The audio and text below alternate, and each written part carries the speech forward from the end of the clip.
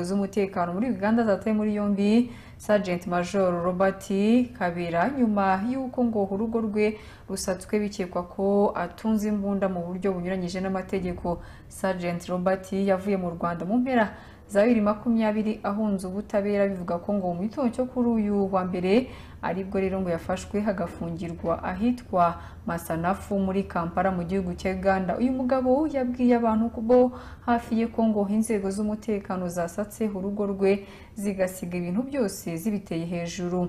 Ikinyamakuru Chimp Report dukesha inkuru cyatangaje ko ngo yamenye ko ikinyamakuru cyamenye ko Robert ngo yatawe muri yombi akurikiranyweho kwinjiza mu gihugu intwaro mu buryo bunyuranyije n'amategeko. Sergeant Robert ngo yamamaye nka Sergeant nyine Robert nk'izina akoresha mu buhanzi. Yaturutse igisirikare cy'u Rwanda mu mwaka wa 2020 bivuga ko ngo ku itariki ya 21 Ugushyingo muri uwo mwaka yasambanyije umwana we w'umukobwa ufite imyaka 15 mu rugo rwe uri mu murenge wa Ndera mu karere ka Gasabo. Nyuma yo gukora icyo gikorwa ngo yahise aburirwa irengero kugeza kuri ubu ngubu rero bikaba bivuga ko ngo yaba yatawe muri yombi n'inzego zishinzwe umutekano mu gihugu cya Uganda.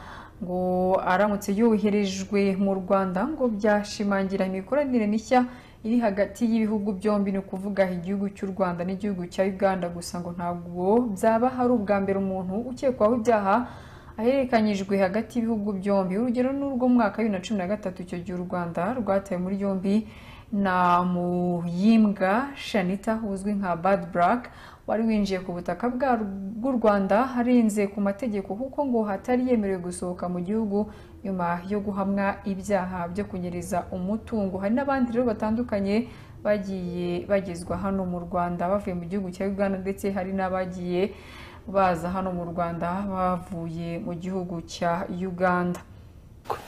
Yanyuze ahayiruka azamuka amahanga ashinguza imisaraba muri iriya mva iyirangaye ubona hariya ashyigatije imisaraba igeze kuri 4 nayo ngiyi yarayifite. Ni ku isaa 4 z'igitondo zo kuri uyu wa mbere ho mu karere ka Gasabo mu murenge wa Kimironko mu kagari ka Nyagatovu, umusore witwa Moses uri mu kigero cy'imyaka 29 y'amavuko yasanzwe mu irimbi nyuma yo kwamburwa n'inda yararimo, nk'uko bamwe mu baturage twasanze bari muri irimbi bamushungere ubwo yararimo babidutangarije. Tuje dusanga batubaka umuntu uri kuramurira imisaraba mu irimbi, ubwo tuje nyine tutumuguye turi kumureba dusanga aryanyanye muri iyi mva.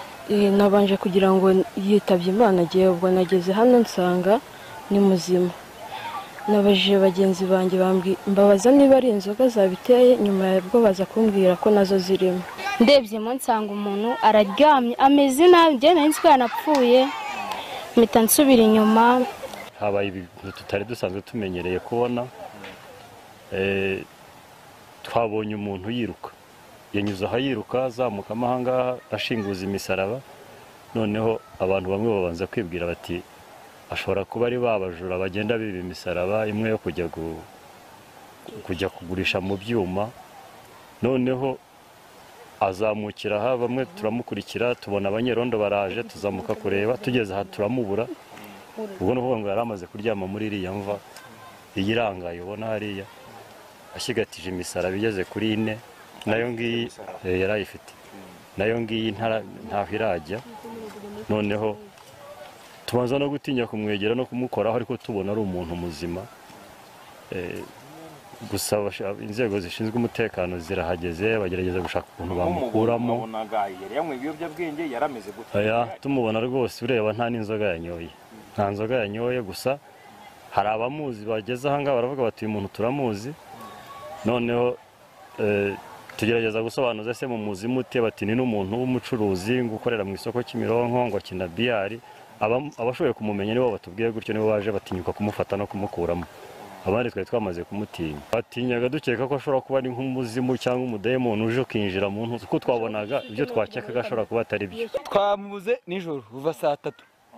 Noneho wambwa bari dore nguriye yagiye ajya hirya hariya mu ndaya, sibyo?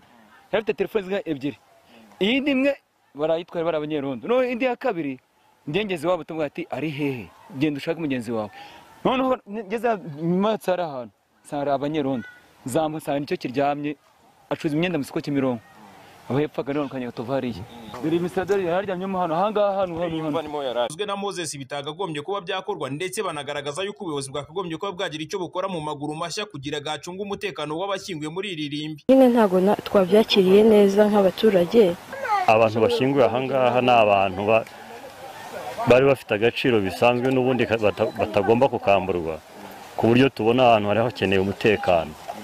Hano hari hakeneye umutekano wirimba ubwaryo, hano abantu baruhukiye ahangaha bakaharuhukira mu mutuzo, ku buryo nta ababinjirira gutya, ku buryo wenda nta n'amatungo yakandagiramo, ku buryo mbese ibintu ubona ko hagera ugasanga ari ahantu hubashywe.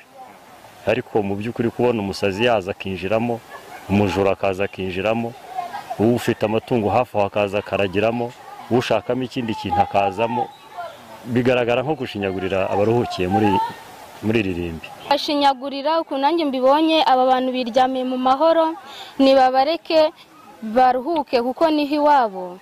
Uri gukomeza kubavogera wenda banabahaye bashake abantu babe bahacungira umutekano, uwuvuye gusinda yo kuza kubinjirira, uwuvuye muri izo ndaya yo kuza kubinjirira. Ibi ni ukubababaza cyane, ni ugukomeretsa na bene wabo basigaye. Ni mu gihe twakomotse muri aka gace uyu Moses amaze kuba yahabwa amazi ndetse amera nk'ahazanzamutse, ubundi ashyirwa mu modoka y'umutekano y'umurenge wa Kimironko.